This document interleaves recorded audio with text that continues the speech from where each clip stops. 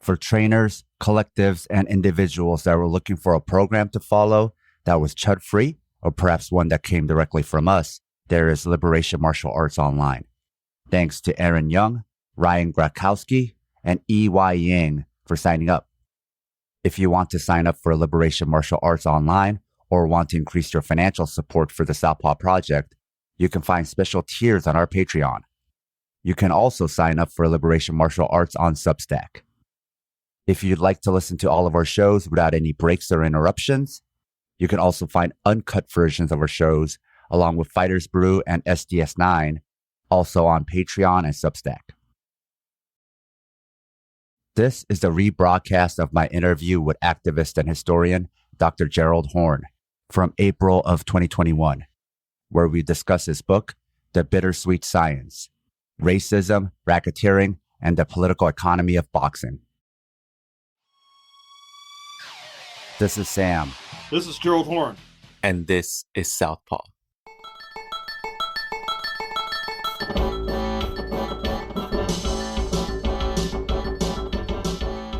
This episode was sponsored by SH, Alejandro, Berkshire People's Gym, and New Guy. Become a sponsor and not only get a mention on every episode, but also a monthly training session with me. Sign up on Patreon.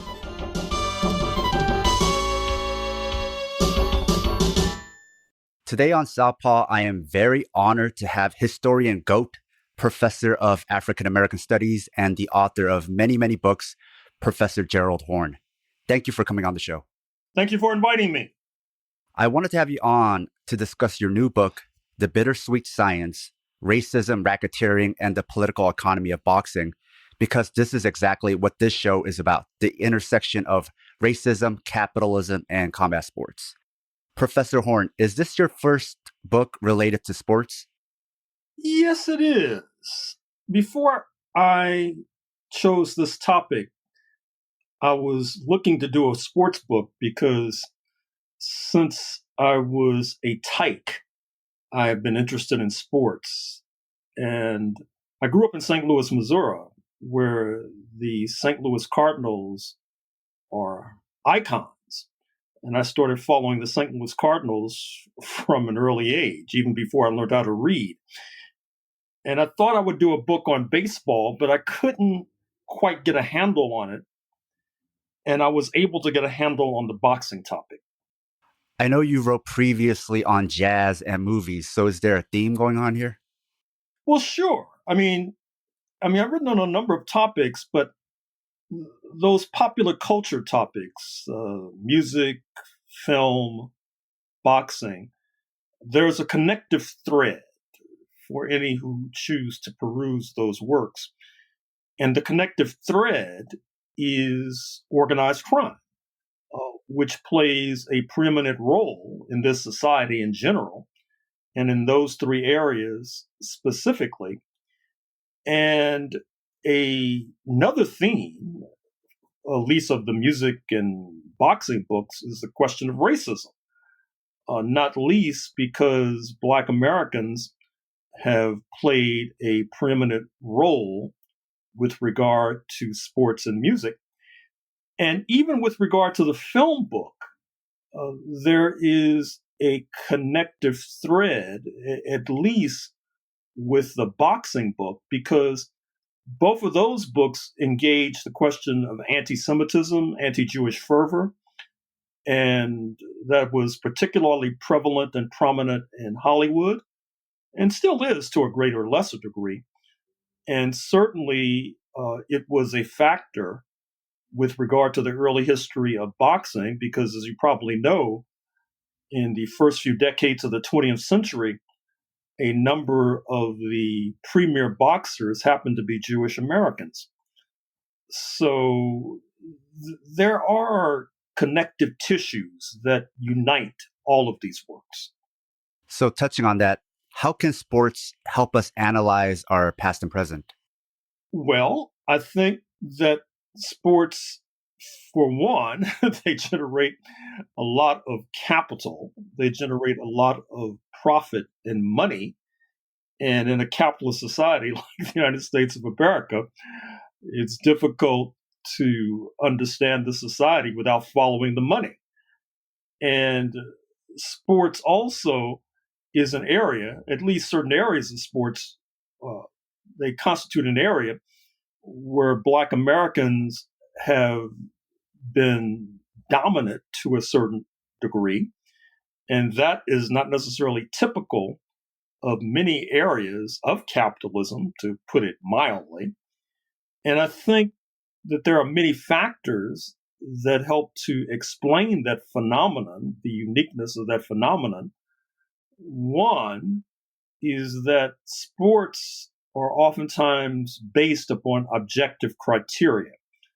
That is to say, if you're going to be drafted into professional football, U.S. football that is, where 70% of the performers are Black American, well, you can either run a 40-yard dash in 4.3 seconds or you can't. You can either lift a certain weight or you can't to display your strength. With regard to basketball, you can either leap high and touch the top of the backboard or you can't. And these are all objective criteria, as opposed to subjective criteria, staying on sports, where if you're going to be hired as an assistant coach, well, can you motivate athletes? Well, how do you measure that? I mean, how do you have an objective criterion to measure that? And once you move from the objective to the subjective, you're opening the door for discrimination. And I think that's one of the reasons why Black Americans have been attracted to sports, because oftentimes excellence or even being hired is based upon objective criteria. And there's less room for discrimination, which is not to say discrimination is absent, but there's less room for it. And I think with regard to persons of color, or to use that phrase, that generally that rule of thumb applies across the board. I think that's why many immigrant communities, particularly from south of the border and from across the Pacific, are attracted to science and math, because oftentimes excellence is based upon objective criteria. Now, of course, once again, in those areas too, that's not to say that racism is absent, but it's easier to circumvent in those areas, as opposed to whether or not you're going to be hired as a vice president. And what are the criteria for that? Oftentimes it's rather murky. Oftentimes it's subjective. And then that opens the door to discrimination.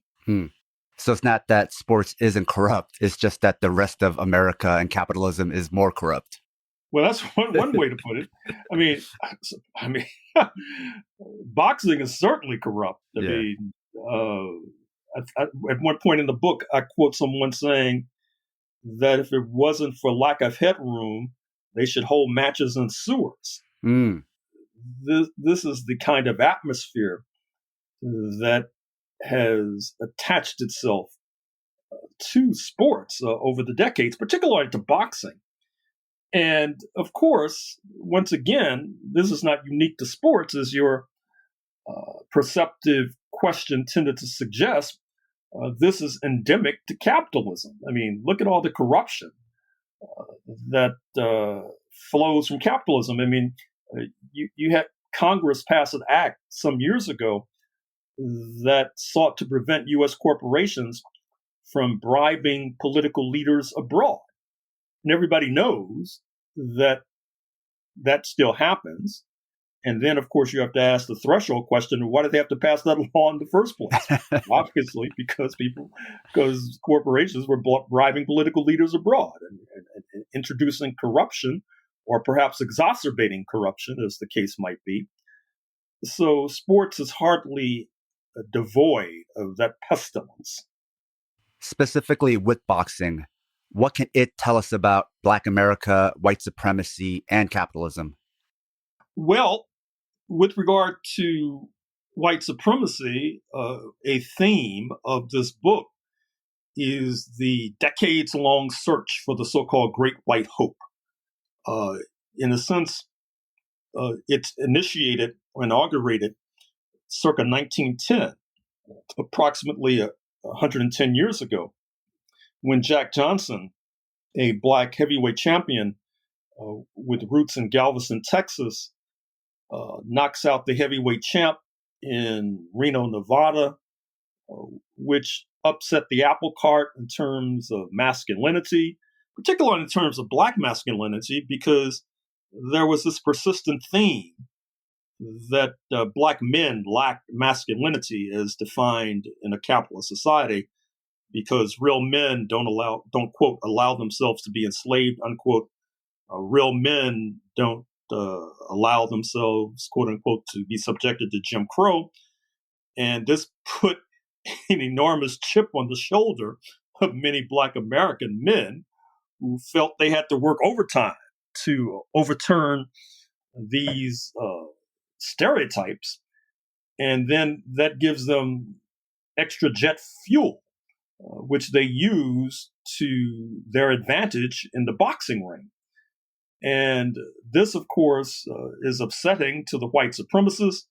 When Jack Johnson becomes heavyweight champion, they begin to persecute him. He leaves the country, forced into exile. And then there's the search for so-called Great White Hope. And interestingly enough, you shouldn't necessarily take the term Great White Hope literally. They were just looking for someone other than a black person to defeat a black person. So, for example, they were looking for a Great White Hope in China. I mean, believe it or not. They just wanted to put the Negro in his place. And then, of course, that ties into another aspect of the origins of capitalism, not only in this country, but particularly in this country, which is that it has been shaped and to a certain extent created by the African slave trade. In 1860, as you probably know, on the eve of the U.S. Civil War, the 4 million enslaved Africans were the most valuable investment in the United States of America, how more valuable than the factories, for example. But this was a troublesome property that oftentimes collaborated with the real and imagined foes of the ruling elite in the United States, indigenous people, British invaders during the War of 1812, for example, when Washington, D.C. was torched in August 1814. The Redcoats were joined in that escapade by black people, by enslaved Africans who then escaped on British boats to Trinidad and Tobago, another British possession. And so this helped to generate a certain amount of antagonism and animosity towards black people, which you still see as represented in the streets of Minneapolis and the killing of George Floyd, amongst other black people who have been slaughtered in the streets. And so it was very important for the ruling elite and their acolytes to make sure that black people were kept in their place. And that was not easy to do when you have people like Jack Johnson pummeling these Euro-American men in the ring and then walking away with fat purses. That is to say, with purses stuffed with U.S. currency. And so I think it's fair to say that capitalism itself is, in the United States, grounded in white supremacy, and boxing in the United States historically had been grounded in white supremacy, which is one of the reasons why the search for a Great White Hope did not cease once Jack Johnson was forced out of the ring. I bring the story up at least until the 1980s, when the Black American champion Larry Holmes was slated to box the latest iteration of the Great White Hope, speaking of gentleman Jerry Cooney of Long Island.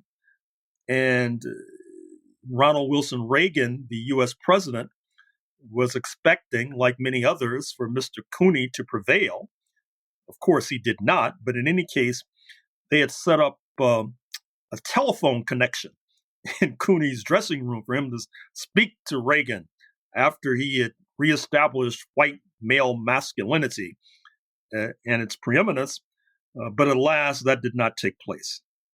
So it sounds like Black masculinity, from what you just said, even maybe some of the quote unquote toxic elements, can't be understood without thinking of it as a reaction to white supremacy. Oh, sure. I mean, this toxic masculinity is just one more burden on the back of Black people, or one more millstone around the neck of Black American men. You could group it categorically with being forced to work for free, and then being forced to work for less, being forced to work in dirty and dangerous jobs, being subjected to job discrimination. And toxic masculinity, as noted, is something that emerged from the very pores of capitalist society, having a disproportionate and negative impact upon Black American men, because certainly I think it's fair to say that toxic masculinity is not a unique liability of Black American men. It's something that exists within the society. But it's one more burden to bear for Black American men, because oftentimes it's manifested itself in terms of having difficulty in establishing intimacy, for example, which is oftentimes seen as antithetical to establishing lifelong bonds within an intimate partnership, which can have negative social impact in terms of divorce, in terms of division of families, for example. So this question of capitalism, it's a hydra-headed monster, and it takes on many forms, and it takes on particularly noxious forms when it comes to those who were initially enslaved and then subjected to an atrocious U.S. apartheid. Your book starts with Bojack, but chronologically, the history of Black pugilism not only goes back to American slavery, but back further to the continent of Africa and the slave trade. Can you tell us about that? If you look at Angola in Southwest Africa, which was a happy hunting ground for slave traders for centuries, certainly going back at least to the 1500s.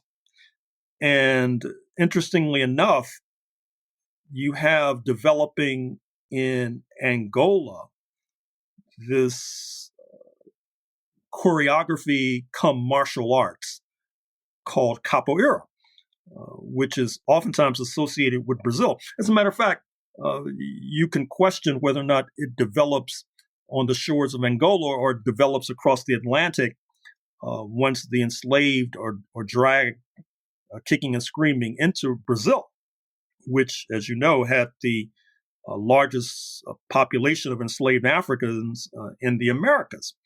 And your listeners can go online, if they're not familiar with capoeira, and see how it is performed or executed. And likewise, across the continent, the gigantic island of Madagascar, off the coast of Mozambique in Southeast Africa, you also had forms of martial arts developing, which developed, coincidentally enough, as the slave trade is developing, because one of the advantages that the enslavers had was weapons. That was one of the reasons they were able to enslave people, because you either march willingly onto the ship or you might get shot. And so in a creative adaptation, you see the Africans developing these ways of combating the enslavers by dint of using their feet and hands. I mean, that's the essence of these martial arts that are developing. And then on top of that, I should mention that Angolans are also prominent in terms of the slave trade to North America, to what becomes the United States of America.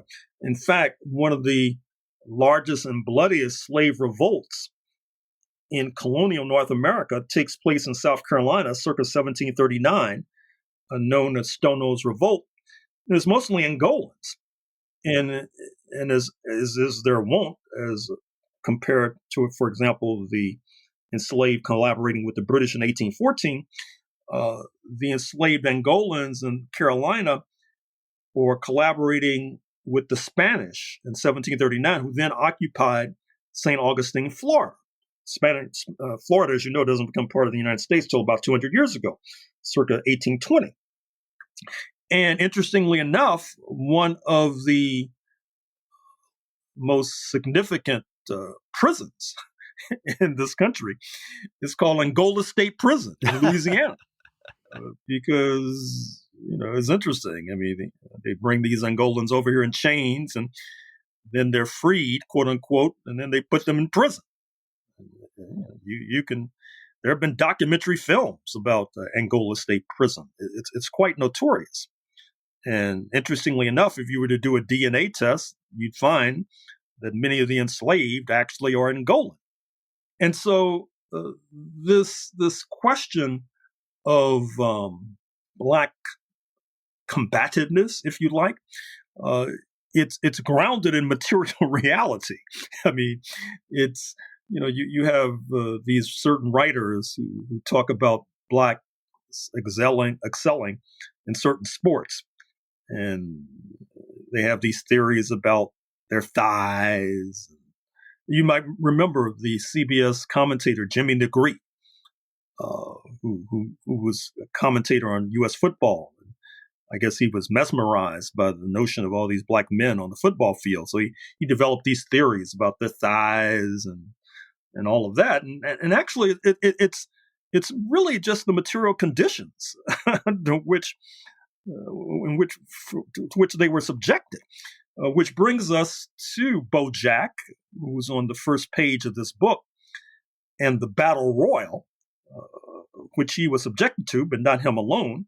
He was a Black American lightweight boxer, that is to say about 135, 140 pounds. And his roots were in Augusta, Georgia, a citadel of Jim Crow. And he had to fight in these so-called, what was called the battle royal, where for the entertainment of the masters of Jim Crow,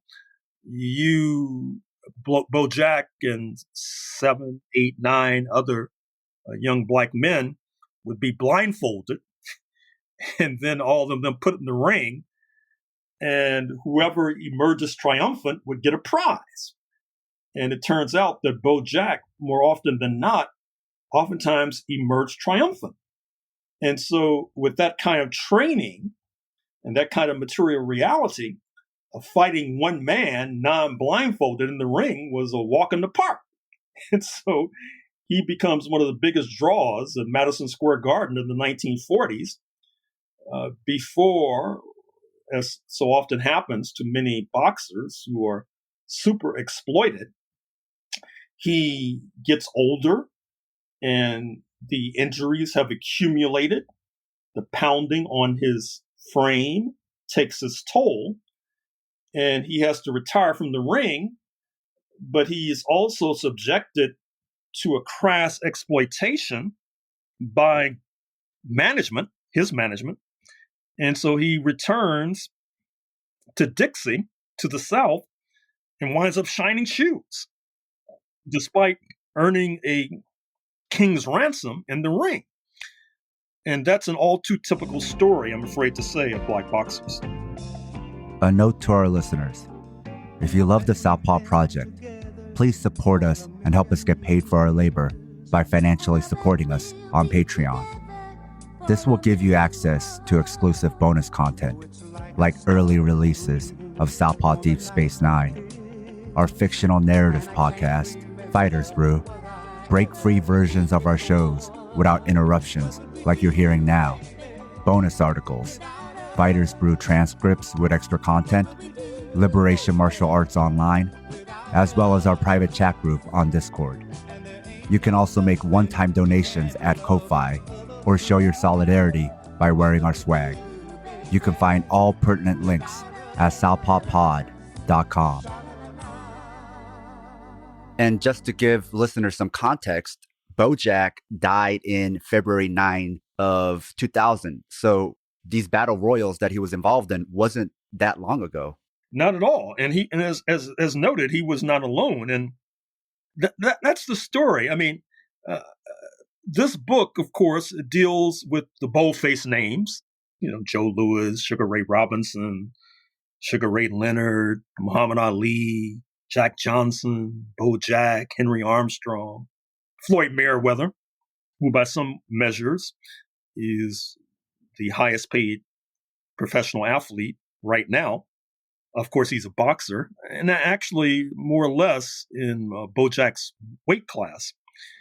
But it also spends a lot of time talking about those who are long gone, dead and buried, those who lost their eyesight because of too many blows to the eyes, those who develop brain damage because of too many blows to the head, those who spent more time than they should have in the sport and therefore have difficulty walking. There are countless numbers of examples of boxers who fit those categories, not to mention those who were executed in the ring. And that allows me to merge 2 points, the points of masculinity and of damage in the ring. 1962, Madison Square Garden, welterweight premier boxer Emil Griffith of the Virgin Islands is slated to touch gloves with Benny Paret with roots in Cuba. The latter had charged that the former was homosexual, which in 1962 was considered to be an insult. And it turns out historically that may have been the case with regard to Emil Griffith, but in any case, when they climbed into the ring, Emil Griffith beat Benny Paret mercilessly. And as the crowd chanted for blood, Emil Griffith delivered in spades. And Benny Paret was systematically executed in the ring. He died in the ring, or he died after being carried out of the ring. And this is just one example amongst many of boxers who have died in the ring. I mean, there are few sports where the logic of the sport leads to one of the contestants being carried out of the ring dead. But I'm afraid to say that has been the case for boxers too numerous to mention. There's some things you said that really connects some dots for me, because speaking of Angola and Madagascar, the martial arts scenes there are still very strong. And in speaking of Angola, if we were to think of the American prison systems as an extension of American slavery, there's a martial art that came out of the prison systems called Jailhouse Rock that seems like it was, in a similar way, a way of training boxing or fighting where the guards wouldn't know that you're training in boxing and fighting. And a certain style that came out of that looks a lot like the Philly shell, which got incorporated into boxing. So it seems like it all kind of connects. Well, it's interesting. You know, if you look at capoeira, it's oftentimes described as ballet. And it actually resembles ballet. Oftentimes, it's there's a lot of cartwheels and whirling legs, and oftentimes it's executed to the beat of a drum. And in some ways, I mean, I've seen capoeira on stage where you could easily be led to believe that this is not a martial arts. This is just a form of ballet because it's very graceful and is oftentimes is performed or executed with two individuals, and one individual has one leg barely missing impact at the head of the other individual, and the other individual responds in kind, as they seem to just be involved in doing various kinds of cartwheels and acrobatics. So it's a very intriguing form of martial arts. Something I talk about a lot is white supremacy and colonialism within U.S. martial arts. And I would say a great example of that is how Western martial artists don't acknowledge Africa or African martial arts at all. This origin story that you gave us is something a lot of practitioners in the U.S. have never heard about. Well, that's unfortunate. that's quite unfortunate because, I mean, you would think, you got all these black people in the United States. I mean, I'm sure people must realize that most of them did not come here voluntarily. And most of them came here kicking and screaming. And most of them were subjected to the most heinous forms of exploitation.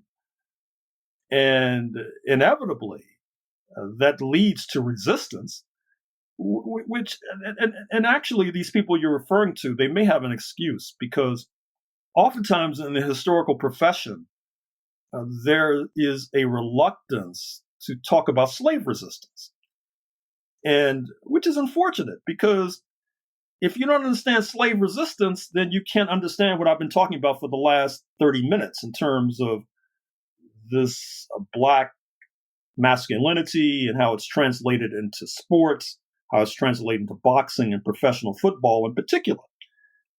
And these historians, as a matter of fact, there's a leading historian who I'll spare you his name, who is now celebrated. And there's a poignant vignette in the introduction to one of his books where a Black student in one of his classes wants to talk about slave resistance. And the professor says, well, I had to break it to him that it really wasn't that prevalent.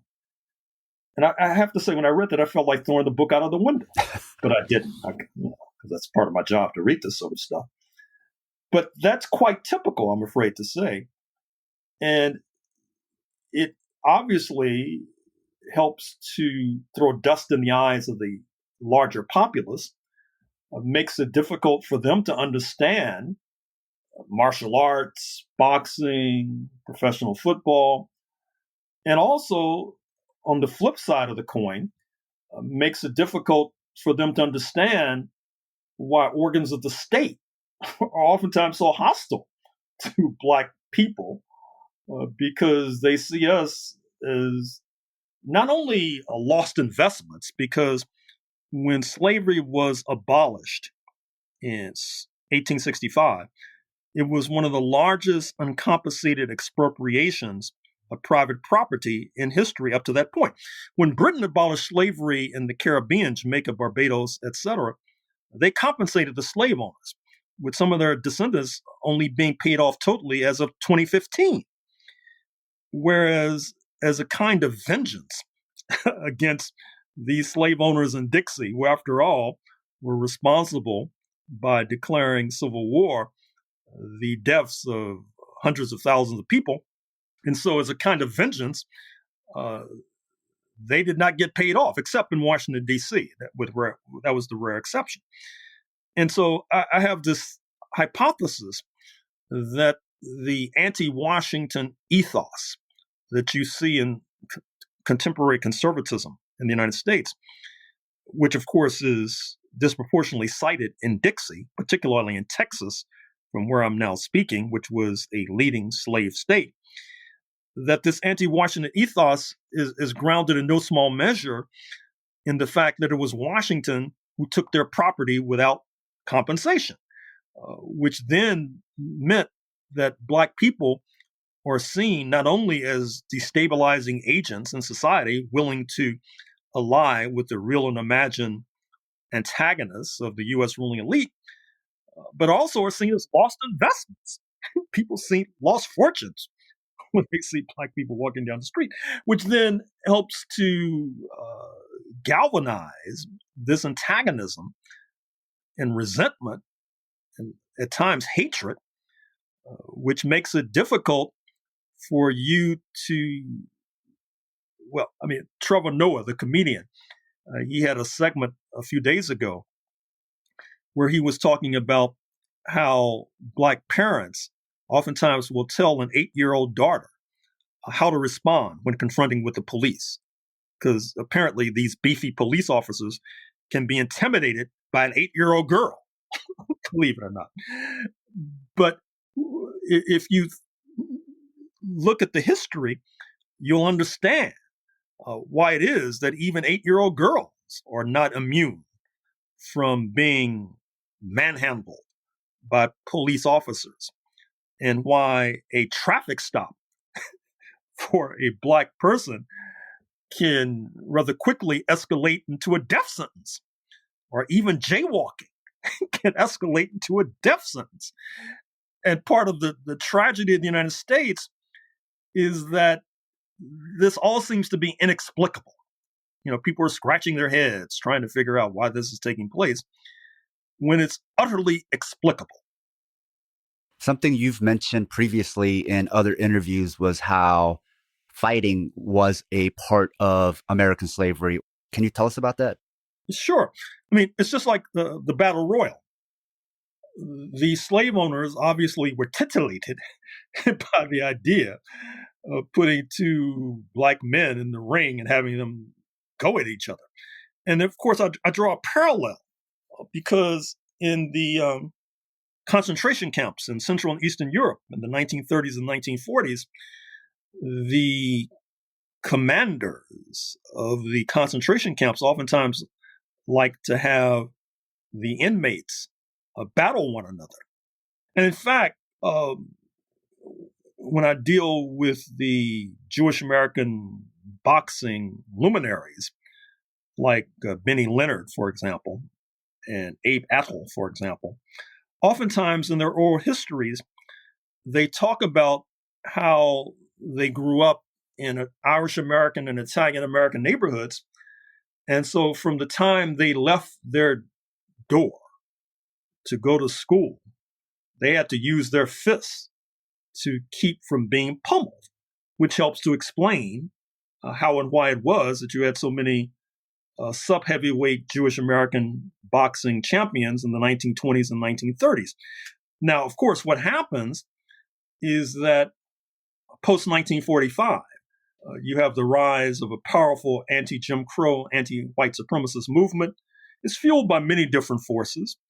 Number one, there's a revulsion towards the Holocaust in Central Eastern Europe in the 1930s and 1940s. There were those who came to see when the doors of Auschwitz were flung open and the crematories were exposed, that this was the ultimate logic of white supremacy and racism. And then, of course, you have Black people, as has been our tendency, beating back the walls of Jim Crow and U.S. apartheid. You have the United States trying to establish itself as a paragon of human rights virtue in the battle of ideas with the socialist camp. And how could it do so when people of color, particularly the Black people, were treated so atrociously, up to and including lynching, that is to say, being executed without due process of law by mobs. And of course, there are postcards all over the place with these white mobs surrounding a lynch victim, who oftentimes is burned at the stake after being hung, oftentimes castrated too, for that matter. And because the United States is in this difficult position globally, as nations in Africa, Latin America, and Asia are surging towards independence, it creates a dynamic where not only Jim Crow has to retreat, but also anti-Semitism has to retreat. And so, therefore, you begin to see an escalation of more Jewish men becoming not only managers, which had been the tendency even before 1945, but also promoters, up to and including Bob Arrow, who's still in the land of the living, even though he's in his late 80s in Las Vegas, Nevada. And of course, the doors are open to a certain extent even for black promoters, such as the notorious Don King, the man with the electrified bouffant hairdo, who also is still in the land of the living, headquartered in Cleveland and New York. So this is part of the political economy of this combative sport. So all of this then becomes what you have called the material conditions for Black excellence in sports, but not only Black excellence, but also other oppressed minority groups who had to use sports as an escape, or maybe it was like the only space they were allowed to do anything. And in particular, boxing, then different groups over time have used boxing then as a way to find a place where they could excel. And then, if society opens up, then they can leave and they no longer have to box. But this is a better explanation, the material conditions explanation over the genetic explanation. Well, I would hope so. I would think so. And as your comment suggested, it's not only Black Americans and Jewish Americans. I mean, look at Manny Pacquiao of the Philippines, for example, who's boxed Floyd Mayweather and also is a sub-heavyweight. Obviously, he's made a small fortune in the ring and then has parlayed that into being a sort of political leader in his native Philippines. Or look at all the great Puerto Rican and Mexican boxers over the years.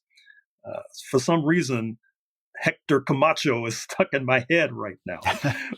But of course, Wilfredo Benitez. I mean, there are just so many. And there's been a kind of ethnic succession. And now you're beginning to see, particularly in recent decade or so, more boxers from the Ukraine, for example. So the beat goes on, literally and figuratively. Now, you mentioned Jack Johnson earlier. Was Jack Johnson a socialist? Well, he ran a socialist newspaper in his favorite city, which was Barcelona in España, in Spain. And in some ways, even though perhaps understandably Muhammad Ali gets more publicity in terms of being a politically engaged boxer, after all, he was catapulted into prominence when he refused to step forward to be conscripted and drafted into the U.S. military to fight in the war in Indochina in the mid to late 1960s. And then after he was stripped of the ability to box, he became a kind of performer. Although you can go online and find him acting in the movie Freedom Road, where he plays an enslaved African who rises to the U.S. Senate. I'm happy to say that Muhammad Ali stuck with boxing. His acting was not his forte. But that's my own editorial judgment. But in some ways, Jack Johnson ideologically was more advanced. Now, it's difficult to compare these boxers over different eras because when Muhammad Ali was being catapulted into prominence, Jim Crow was being strangled. I'm talking about the mid to late 1960s, going through the 1970s, and he boxes up until the early 1980s. Whereas Jack Johnson boxed during the apex of Jim Crow. And when he is being persecuted after the victory in Reno, Nevada in 1910, he flees to revolutionary Mexico and tries to establish a beachhead against Jim Crow and white supremacy in Mexico. And then after he has to face the music when there's regime change in Mexico City, he comes back and is jailed, and then he goes abroad. And as I said, he sets up a newspaper in Barcelona. And it's quite a phenomenal figure. And of course, you know that there is a movie about him with James Earl Jones, the preeminent black actor playing him in The Great White Hope. Although, as the title of that film suggests, which was also a stage play, it only deals with a limited chapter in his life. It doesn't deal with some of his more radical political stances. And likewise, with regard to Ali, you know that Will Smith played him with a focus on some aspects of his political career. And then, of course, in between, there's the Brown Bomber, Joe Louis, the heavyweight boxing champion in the 1930s and 1940s, who also was political. It's oftentimes forgotten because he ended up in such a difficult position, like so many boxers, as sort of a greeter at a Las Vegas casino, which is like being a greeter at Walmart nowadays.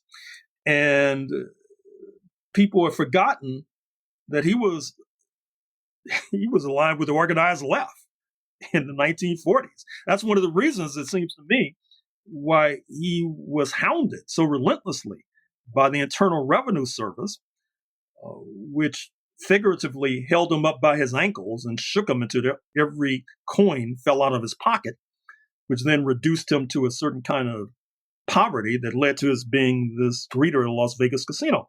So people oftentimes talk about the quarterback Colin Kaepernick, who protested against police terror in black communities and lost his job as a quarterback as a result.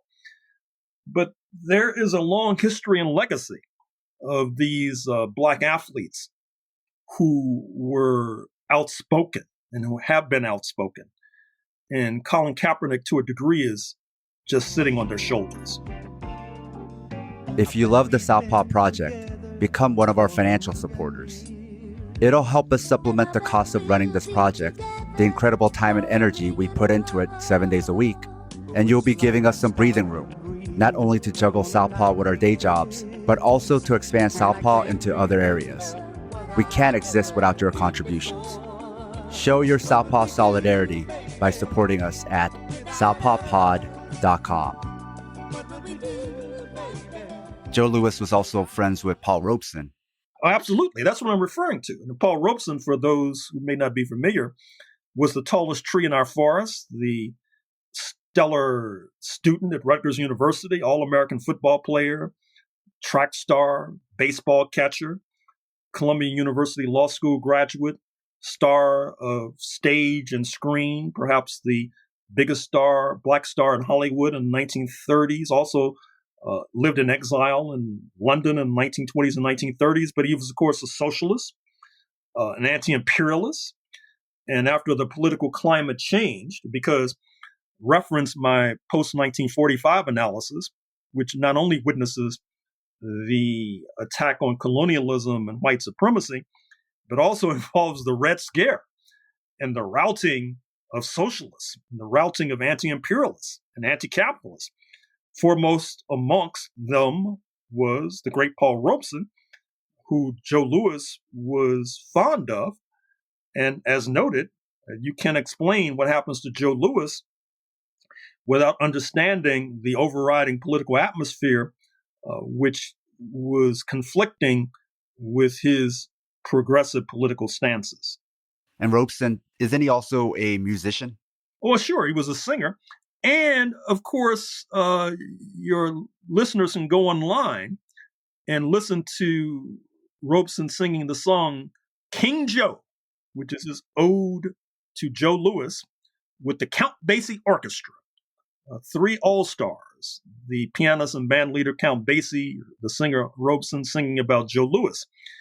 And that kind of analysis, or that kind of lineup, where Count Basie was not afraid to perform alongside Paul Robeson, but soon he would be, because if he did perform alongside Paul Robeson, he would find himself in bad a condition as Paul Robeson, who, after all, was subjected to murder attempts, whose passport was taken, forbidding him to leave the country, whose records were snatched out of record stores, whose income fell precipitously from the healthy six figures to the low four figures, who was dragged more than once before congressional committees, including the House Un-American Activities Committee, whose closest comrades were jailed, some of whom were driven into premature death. And you could actually say the same about Paul Robeson, because after an international campaign, he received his passport, but he kind of overdid it in terms of travel, and it caused a deterioration of his health. And so when he was born in 1898, passes away in January 1976. But before 1976, his health had been in steady decline. I think another example of the overlap between white supremacy and anti-communism was the looking for white champions, the Great White Hope, or I guess it's not necessarily literal, non-Black champions, looking for them everywhere, as you mentioned, including China, but also in the Joe Louis era, even looking at Nazi Germany over Russia, because as racist as they were, they didn't want a communist champion. Well, it's interesting. I guess you're referring to Max Schmeling, Mm-hmm. the German who had a non-too shrouded relationship with the fascist regime in Berlin.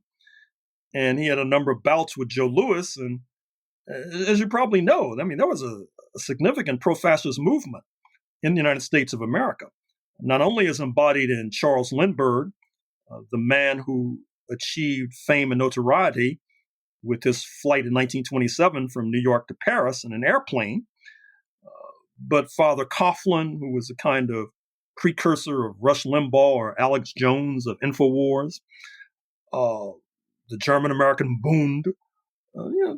These were very significant political forces.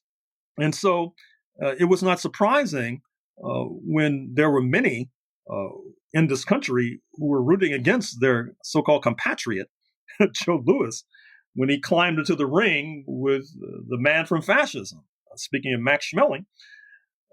And in a very curious episode, this is nothing unusual, because I assume this is not apocryphal, but apparently at certain bullfights that have taken place south of the border involving black matadors, that the Euro-Americans in the stands root for the bull, not for the matador.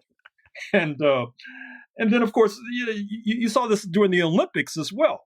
Or actually, you see it with the Williams sisters, Serena and Venus. Remember, they refused to perform in Indian Wells, California, because they felt that the fans were too hostile.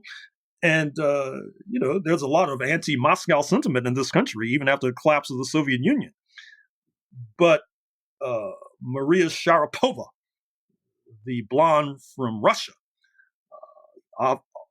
oftentimes the Euro-Americans would root for her over Serena or Venus, forgetting momentarily their anti-Moscow animus. So this is the cross that we bear, speaking of Black Americans. That is to say, being dragged involuntarily across the Atlantic to be not only enslaved workers, but also being a kind of antipode for the construction of this so-called white identity politics, where you had these people who were warring on the shores of Europe, English versus Irish versus Scots, British versus German, German versus Russian, Russian versus Pole, Serb versus Croat, Northern Italian versus Southern Italian, ad infinitum. But all of a sudden, when they cross the Atlantic, they become, quote, white, unquote. And then the glue that helps to bond that militarized and monetized identity is helping to keep not only the enslaved Africans in line, but also sharing the bounty that had been stolen from the Native Americans in terms of an entire continent. And that's a very difficult history for some to absorb, even to this very day. Going back to Jack Johnson, I know the KKK to the CIA have used the fear of Black men sexually assaulting white women to damage and discredit Black movements and Black people. And Jack Johnson being a person who, because of the Mann Act, or which was called the Anti-White Slavery Act, he got caught up in this. And that is part of why, as you mentioned, he had to leave the US. Just as prominent Black musicians, artists, and writers were also leaving the racism of the US. So what is this white supremacist fear all about Black men assaulting white women? Well, it's multifaceted. Number one, for the Euro-American men, it tends to give them a monopoly on what they consider to be a resource, which is access to women, because obviously there was no such bar to these Euro-American men consorting with Black American women or any other women, for that matter. That's why Black Americans come in so many different colors, by the way, because of systematic rape and plunder over the centuries by Euro-American men.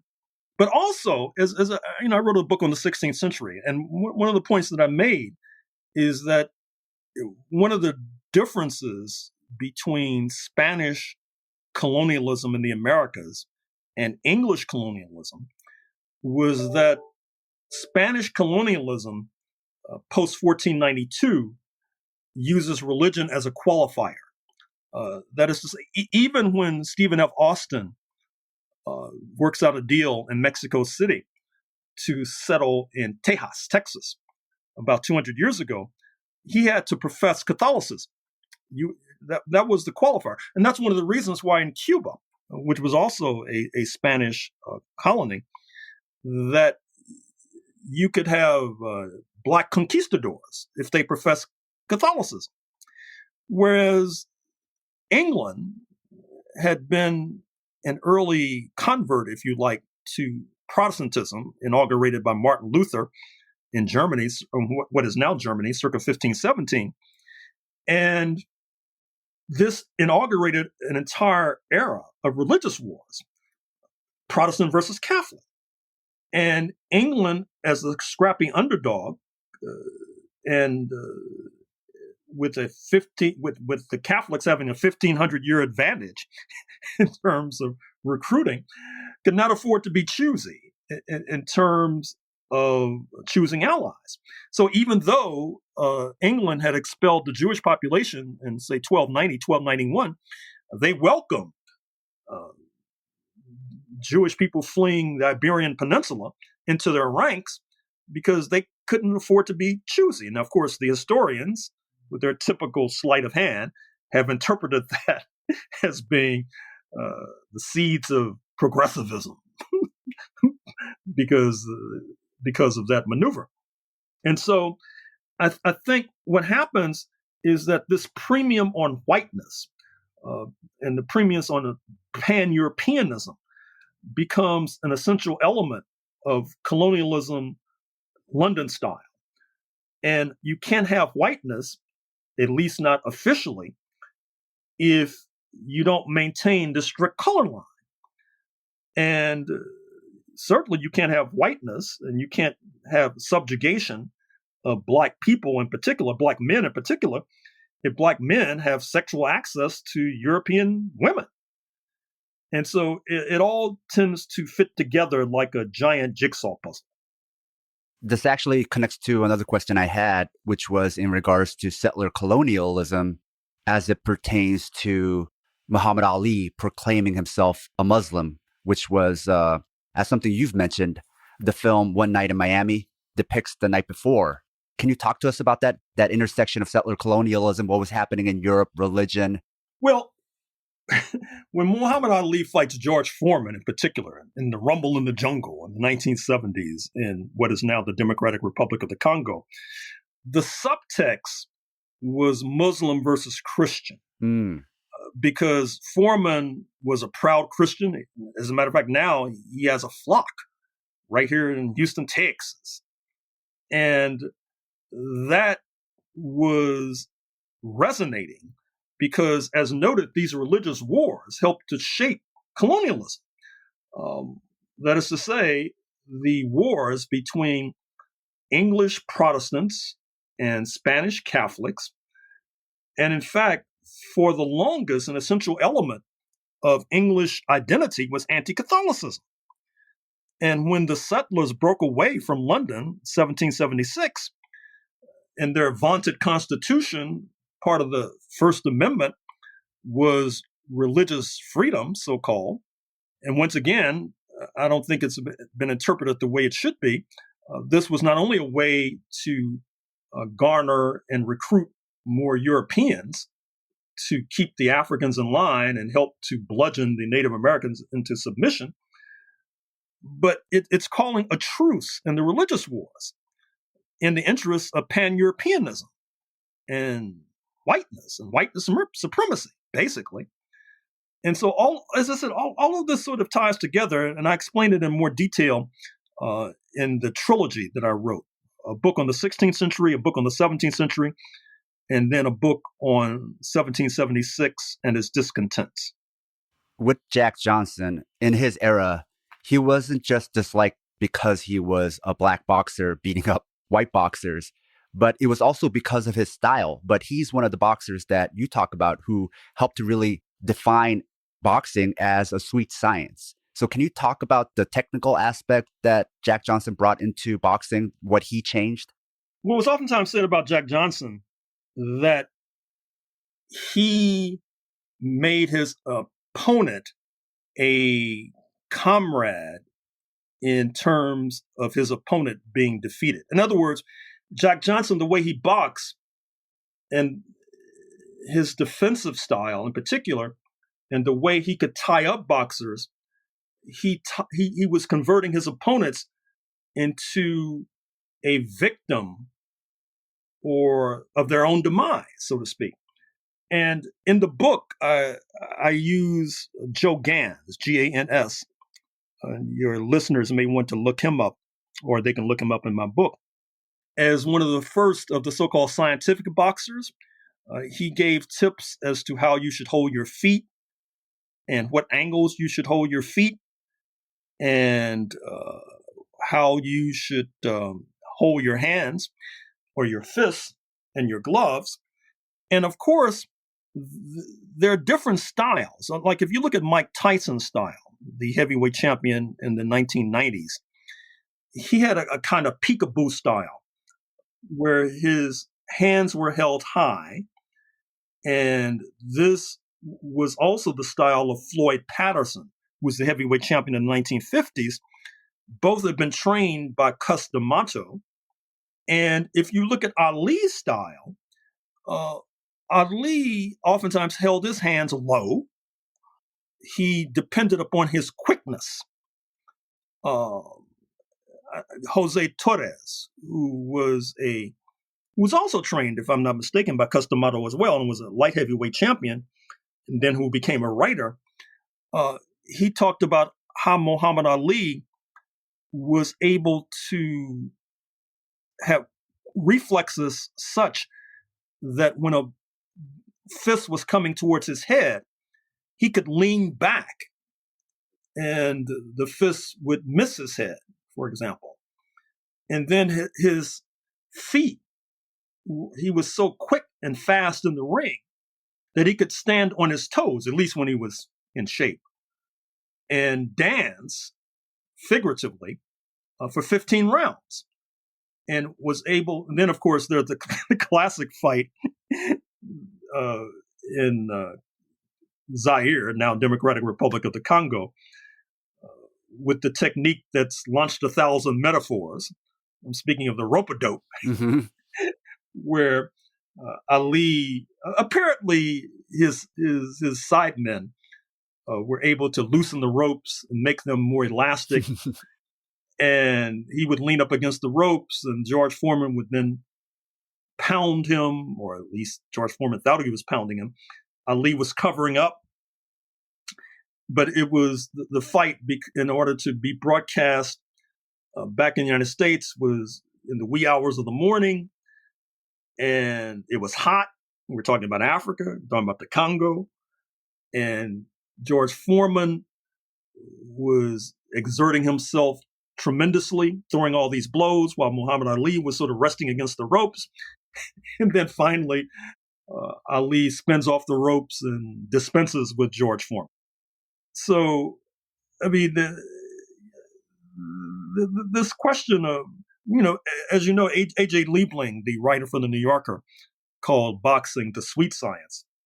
But I call it the bittersweet science because it not only involves the sweetness of defensive boxers who turn their opponent into an accessory of their own demise.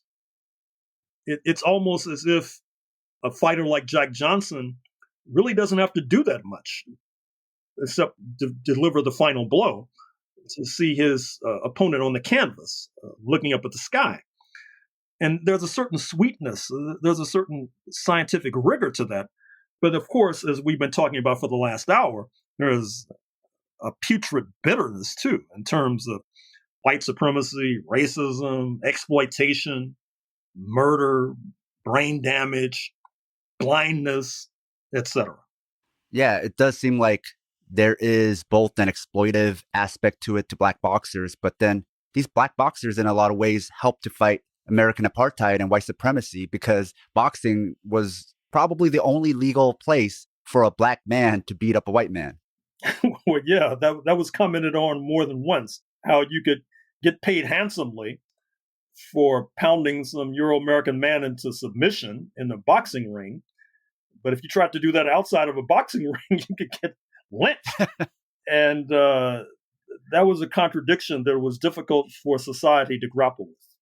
And talking about the exploitive aspect, then going back to Joe Louis, a common racist practice in boxing that lasted for a long time was for black boxers to give parts of their future purses to white opponents just to get a match with them. The same thing occurred to Joe Louis with James J. Braddock, which you don't hear about in the film Cinderella Man, nor do you hear anything about the racism of the period in that film. So can you tell us what happened to Joe Louis? Well, you've explained the kernel of his dilemma, how he had to pledge X percentage of his purses to these various vultures, including the management of Jim Braddock. And then, of course, there's a story that takes up space in my book about how when he's coming to the point where he wants to retire, late 1940s, early 1950s. And like many Black Americans before or since, he decides that perhaps he should move into the business end of the sport. This is taking place as televisions are becoming a household appliance. And boxing is on television as an early form of programming in the 1950s, so that Gillette could sell razor blades and Budweiser and Schaefer could sell beer. And so what happens is that he recruits Truman Gibson, who is a young black lawyer, to be his partner, but they have to make an alliance with organized crime because organized crime is controlling a number of the boxers. And so in order to get boxers, you have to cut deals with the mob. But what happens is predictable, which is that Joe Louis and his partner Truman Gibson do not have necessary influence in the district attorney's office or the federal prosecutor's office. And so Truman Gibson is indicted, along with a number of mafia types. And he's not jailed, but he does leave the sport.